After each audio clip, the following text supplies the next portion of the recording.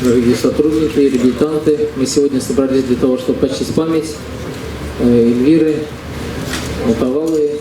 Она была сотрудником фонда, она была журналистом. И, конечно же, сегодня ее не хватает нам.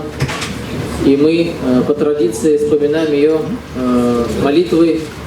Большое спасибо всем, кто пришел. Сегодня с даты смерти прошло 4 года, время очень быстро летит.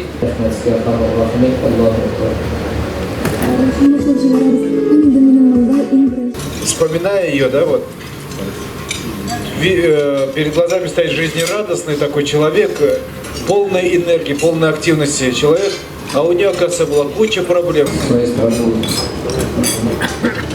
чтобы не будем забывать ее. Это человек, про которого можно говорить только хорошее.